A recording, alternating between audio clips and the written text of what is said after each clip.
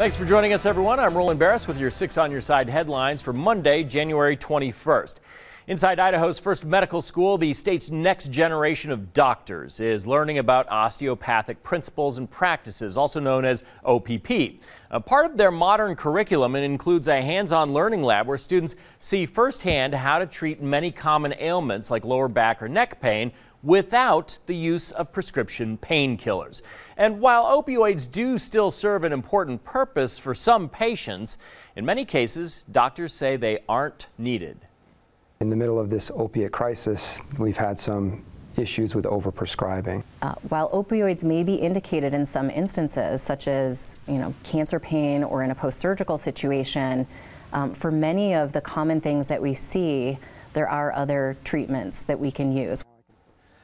For more on the hands-on techniques these new doctors are learning, search for this story on our website, 6onyourside.com.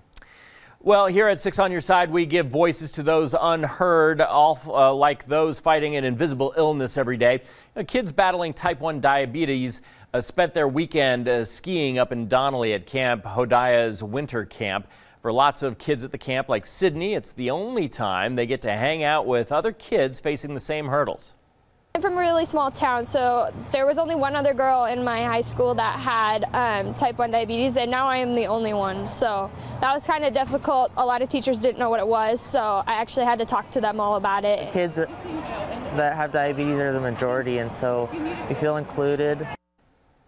That's a special release for kids and families that often face staggering medical bills. Our parent company, by the way, Scripps Howard Foundation, recognizes the good done here and the work needed to keep it running. At our station, we strive to do good, which is why we surprised 60 kids on their way home from camp.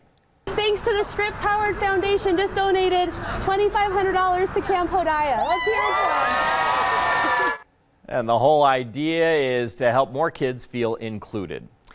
Well, today is Martin Luther King Jr. Day, and one of the biggest celebrations happened inside the Idaho State House. Folks gathered inside the rotunda to share stories about Dr. King's legacy and what this day means to them. Governor Brad Little signed a proclamation marking today Martin Luther King Jr. Idaho Human Rights Day. There's not one person in our field of reference that needs to be left out. We have to be inclusive. It's not just the word or the buzzword of the age. It's important to value humankind and to treat us all with dignity and respect. The theme of this year's ceremony, the dream as it stands today. This is the 30th year, by the way, that Idaho has honored the late Dr. King. And hundreds of people, including mostly Boise State students, marched from campus to the steps of the Capitol to spread awareness on the messages of Dr. Martin Luther King Jr. The Day of Greatness March and Rally featured several students who spoke at the Capitol as the students made their voices heard in a peaceful demonstration in remembrance of Dr. King and in an effort to spread love and fight hate.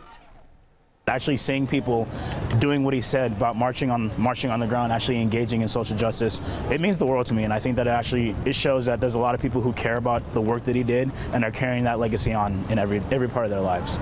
This annual event started well before the students marched to the Capitol. They gathered hours earlier to make signs and practice their message in the Boise State Student Union. The old adage, there is strength in numbers, held true today for the Idaho Food Bank. In honor of the MLK Day of Service, more than 100 volunteers showed up at the food bank to help fill thousands of backpacks for the food bank's annual backpack program. The food bank distributes close to 63,000 backpacks every year to schools throughout the state. Each includes a number of nutritious food items like low-fat milk, juices, sunflower seeds, and granola bars. It didn't even occur to me that kids would go a weekend without food, and so for me it's a passion just to know that those kids have food on the weekends. It really just brought it home for me. And the volunteers came from a number of companies and churches. Similar volunteer events were held at the food banks in Lewiston and Pocatello at the distribution centers as well. Events were held at food banks in Lewiston and Pocatello at their distribution centers as well. Now, Chief Meteorologist Scott Dorval with the On Your Side forecast.